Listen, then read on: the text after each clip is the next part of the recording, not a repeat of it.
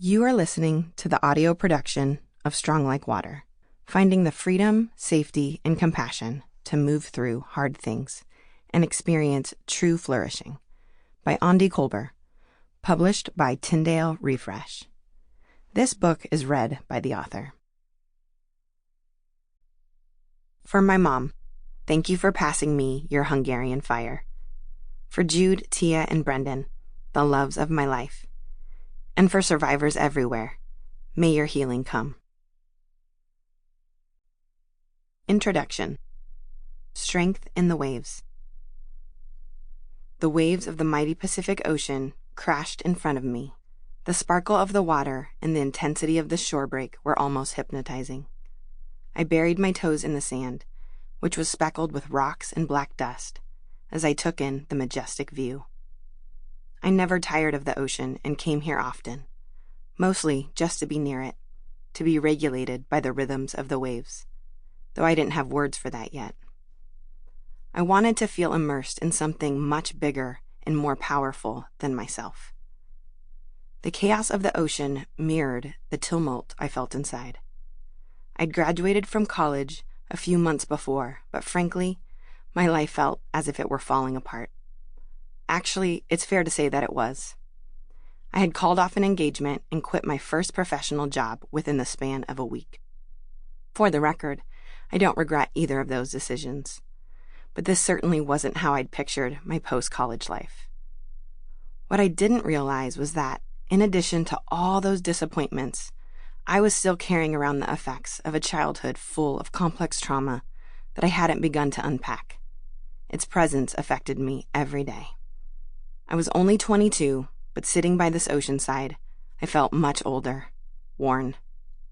Is life always supposed to feel this hard?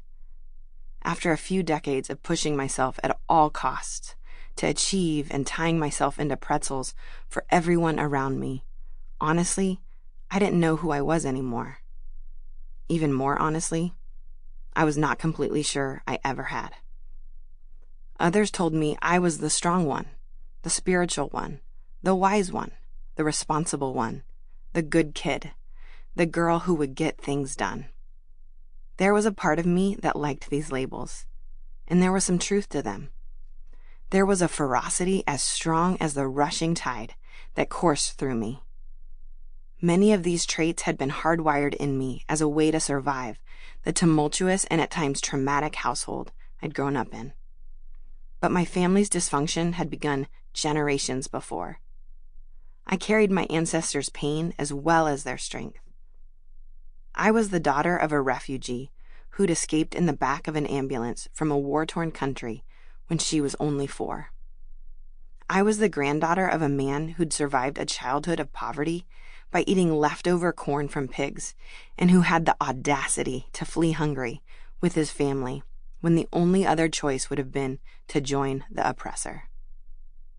I was the great-granddaughter of a Croatian woman so tenaciously determined to live that she'd fended off thieves with just her fists.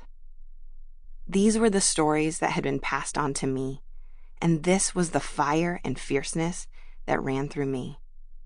And yet this strength had come at great cost, not only to my ancestors, but also to me.